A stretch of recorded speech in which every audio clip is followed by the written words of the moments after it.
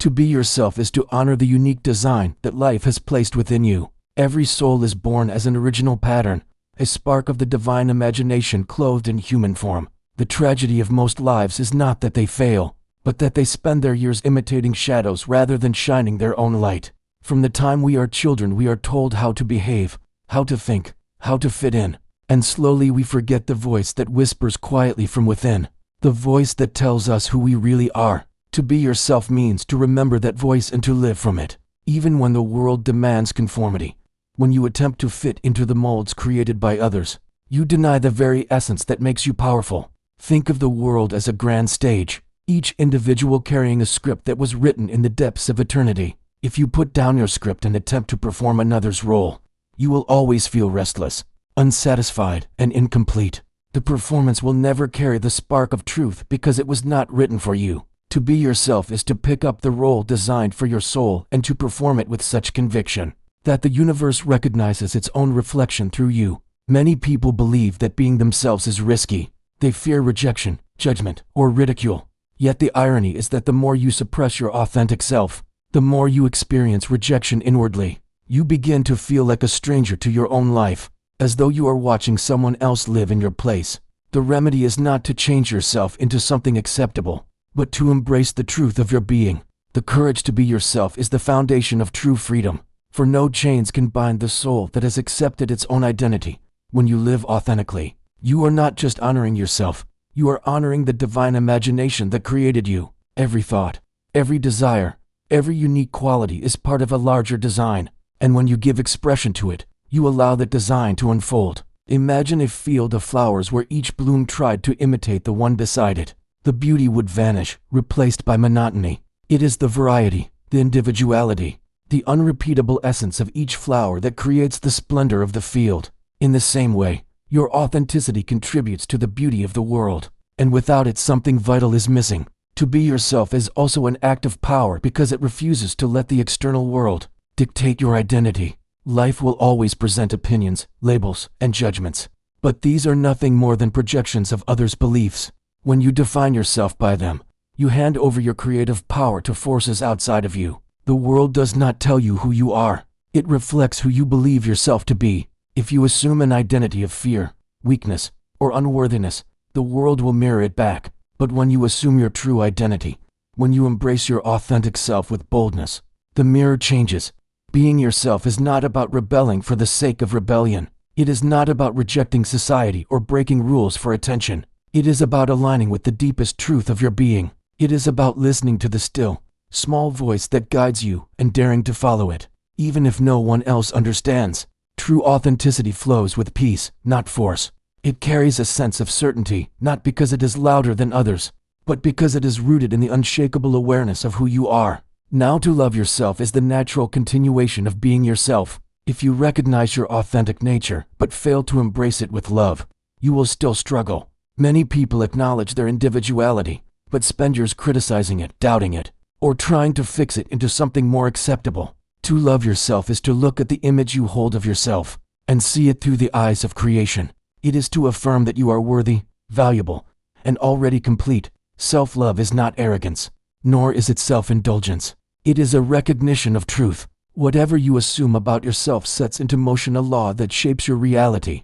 If you look inward and declare yourself unworthy, the law brings forth circumstances that prove you right. If you assume you are overlooked, life presents situations that mirror neglect. But if you love yourself deeply, if you declare within that you are chosen, cherished, and significant, that assumption hardens into fact. Life begins to rearrange itself to align with the inner decree you have spoken. The law of assumption teaches that what you accept as true becomes real for you. Loving yourself is the most powerful application of this law because it transforms your inner world. When you walk through life knowing you are loved, you carry a radiance that alters every interaction. People respond differently, opportunities unfold more easily, and even obstacles become stepping stones rather than barriers. Love is not merely a feeling you wait for others to provide. It is a state of being that you generate from within, and once it is established there, the outer world cannot help but reflect it. Consider how often people chase love from others while neglecting to give it to themselves. They demand affirmation, recognition, and validation, yet deep down they do not believe they deserve it. Even when others pour love upon them, they cannot receive it fully because their inner state contradicts it. When you love yourself, you remove this contradiction. The love you carry within becomes the foundation upon which all external love can rest. You no longer depend on the shifting opinions of the world, because you have tapped into the unchanging source within.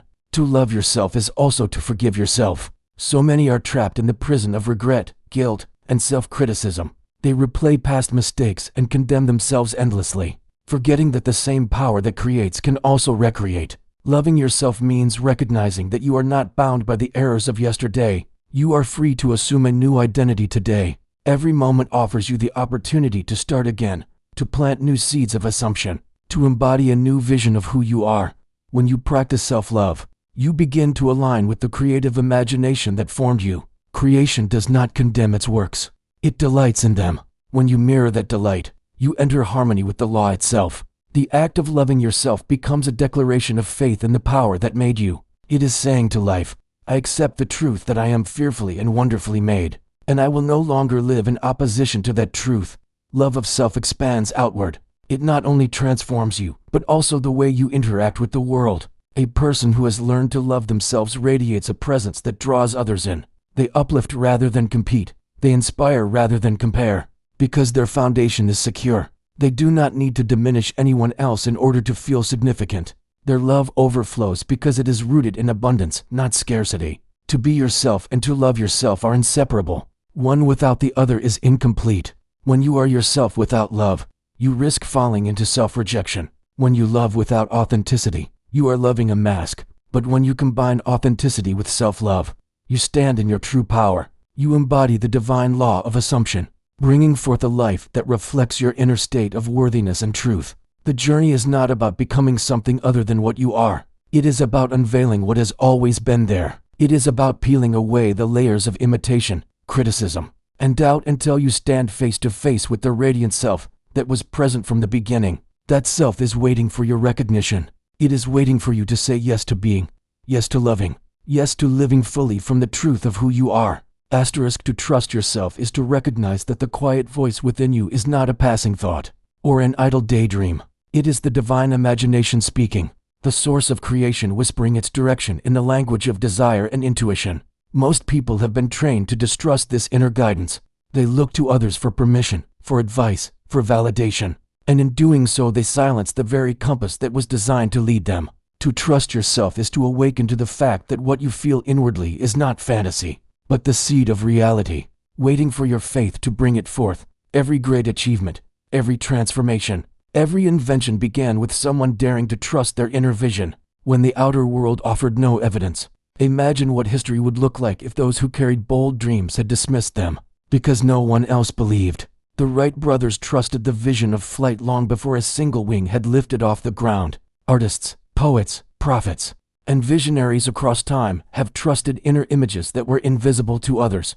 The difference between those who create and those who remain bound to circumstance is this very trust in self. When you begin to trust yourself, you enter into harmony with the law of assumption. That inner voice may tell you that you are more than your current circumstances, that you are loved even if no one has said it, that abundance is yours even while your pockets are empty. If you dismiss it, you remain in bondage to appearances. But if you dare to trust it, if you accept it as already true, you set into motion the unseen forces that will reshape your world. Trust is the bridge between the invisible and the visible, between imagination and experience. This trust is not blind arrogance. It is a recognition of the creative power within you. To trust yourself is to trust the God who lives in you. When you doubt yourself, you are not practicing humility. You are denying the source of life itself. Humility is not self-denial. Humility is surrender to the truth that the Creator chose to dwell in you as your own consciousness. Once you grasp this, trusting yourself becomes an act of reverence. You no longer see your thoughts and desires as random, but as divine impulses guiding you toward the fulfillment of your purpose. Trusting yourself also frees you from the chains of fear. Fear is nothing more than faith placed in the wrong direction. It is trust in failure, trust in rejection, trust in disappointment. Yet these are only assumptions clothed in negative garments. When you redirect that same energy toward trust in your inner vision, fear dissolves. You stop asking whether things will work out and begin to know that they already have. In the unseen, Trust is certainty before the evidence appears. It is walking with confidence not because you see the path laid out, but because you know the light within you creates the path as you go. As you grow in this trust, you will notice that your relationship with the world changes. You no longer cling to others for constant reassurance. You listen to guidance, but you weigh it against the truth within. You stop needing applause or approval because your authority rests on a deeper foundation. People may not understand your choices, but they cannot deny the strength that radiates from one who trusts themselves. This kind of trust is magnetic. It draws opportunities, resources, and people who align with your vision because your certainty has already called them into being. The world around you is always reflecting the state of your inner self. This truth must be understood if you are to live consciously. Life is not happening to you as a series of random events. It is mirroring what you carry within. The relationships you attract, the opportunities that appear, even the obstacles you face are expressions of the assumptions you have accepted as true. When you grasp this, you stop blaming circumstances and start taking responsibility for your inner world. If you believe yourself to be unworthy, the mirror will faithfully show you situations where you are overlooked or dismissed. If you assume that life is hard, the reflection will bring endless struggle. Yet the moment you alter the image within, the outer mirror must change. This is not superstition but law. Just as no mirror can reflect a face other than the one standing before it, no life can reflect conditions other than the ones entertained in imagination. The danger comes when people mistake the mirror for the source. They look at their current circumstances and declare them to be the truth of who they are. They let the reflection define them. But the mirror has no power of its own. It only shows what is presented to it. When you understand this, you stop bowing to appearances. You stop allowing the temporary image of your current life to dictate your identity. Instead, you go inward, change the concept of yourself, and let the reflection catch up. Imagine standing before a mirror wearing a mask. The image staring back at you is not your true face, but as long as you wear the mask, the reflection will agree with it. Life works in the same way. The masks you assume in imagination become the faces the world reflects. If you wear the mask of lack, the reflection will show poverty. If you wear the mask of limitation, the reflection will show barriers. But when you remove those masks and dare to assume your true self, the reflection reveals abundance, freedom, and joy. This understanding is not meant to condemn but to empower. If the world is your mirror, then you are never trapped by it. You always hold the power to change the reflection by changing the image within. You are not a victim of circumstance, but the author of it. When you trust yourself enough to assume a higher identity, the mirror must obey.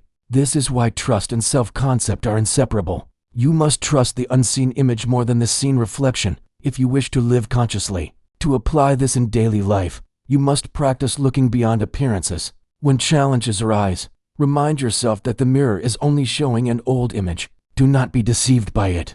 Hold fast to the new assumption you have embraced. If the mirror shows lack, continue to assume abundance. If it shows rejection, continue to assume love. Trust the inner vision until the outer reflection yields. This is the discipline of faith, the art of living from the end. When you master this, you begin to walk in freedom.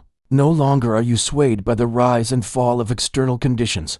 You know that every circumstance is temporary, every reflection subject to change, because the source is always within you. This knowledge allows you to live with calm assurance. You no longer chase results anxiously, for you know they must come. You no longer resist appearances fearfully, for you know they will pass. You live from the certainty that the inner world governs the outer, and in that certainty you find peace.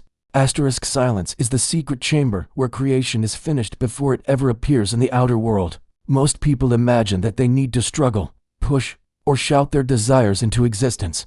Yet true power is exercised in quiet certainty. When you go into silence, you are not running away from the world. You are stepping into the very workshop of creation. In that stillness you affirm within yourself that the thing you desire is already done. No one sees this process, no one hears it. Yet the silent decree you make in imagination carries more force than all the noise and striving of the outer world. Think of how seeds grow. They are buried in silence, hidden beneath the soil where no eye can watch their progress. But in that quiet darkness, life is taking shape.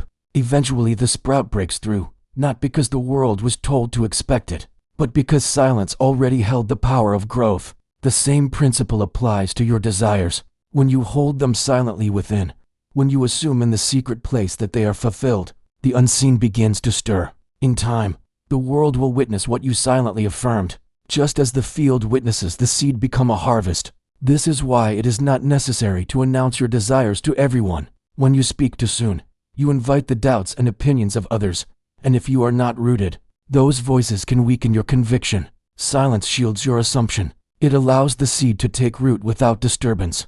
In stillness you can whisper to yourself the words of fulfillment. You can imagine the scene of accomplishment, and you can rest in the assurance that creation is already finished. The world will see the fruit in its season, but you must protect the seed while it is forming. Assumption is the act of taking the invisible as fact. When you assume, you are not hoping or wishing, you are claiming. You are saying within, this is already mine, this is who I am, this is what life is. The law responds to assumption because assumption is faith in action. When you combine silence with assumption, you engage the highest form of creative power. You are no longer begging life to give you something. You are declaring in the quiet of your soul that it is already given. The mistake most make is to look outward for confirmation before the inner work is finished. They assume abundance for a moment, then glance at their bank account and abandon the assumption. They assume love, then check whether others respond immediately, and when nothing changes, they fall back into doubt. This breaks the power of silence. True silence is unshaken. It is a calm knowing that refuses to be moved by temporary appearances. To master this is to master life itself. There is a strength that grows in those who practice silent assumption. They may appear calm on the outside, but within they are alive with certainty. This is not passivity. It is confidence. They are not ignoring reality. They are shaping it. They understand that appearances are echoes of past assumptions, so they do not panic when life shows something unwanted. They simply return to the silence and reaffirm their chosen end. This persistence creates a shift so deep that eventually the outer world must rearrange itself to match. Now let us look at the truth that the kingdom is already yours. For centuries people have been taught to search for happiness, fulfillment, and heaven as though these were distant treasures waiting to be discovered. They believe that peace will arrive once circumstances align, that joy will come when goals are reached, that the kingdom of heaven is reserved for some future state. Yet the great revelation is that the kingdom is not something to be attained. It is something to be recognized. It is already within you, waiting for your awareness to claim it. When you constantly strive and struggle, you reinforce the belief that you are lacking. The very effort to reach what is already yours pushes it further away in your experience. But when you pause and recognize that the fullness of life is present within you now, you shift from striving to receiving.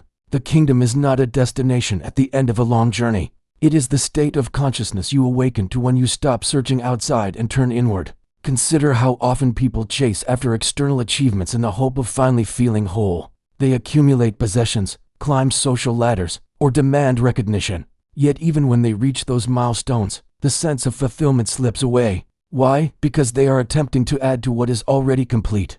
The kingdom cannot be earned or purchased. It is the birthright of every soul. To realize this is to step into rest. You no longer measure your worth by outer accomplishments, because you know that the source of all good is within you. This recognition transforms how you move through life. If the kingdom is already yours, you approach challenges with a different attitude. Instead of feeling desperate or fearful, you know that the solution is within. Instead of chasing after love, you realize that love flows from the abundance of your being. Instead of fearing loss, you recognize that nothing essential can ever be taken, because the essence of life is part of your nature. This awareness frees you from endless striving and allows you to live with peace. The outer world begins to shift when you live from this realization. Opportunities that once seemed far away come naturally. Relationships take on new harmony. Circumstances align in surprising ways, not because you fought harder, but because you aligned with the truth that all things are already contained within the kingdom. Life becomes a reflection of your awareness, and as your awareness expands, so does your experience. This is why it is said that heaven is not a place you go after death, but a reality you awaken to here and now. When you know that the kingdom is already yours, you stop postponing joy. You stop waiting for permission. You stop delaying your peace until conditions are perfect. You begin to live fully in the present, drawing from the infinite supply that has been within you all along.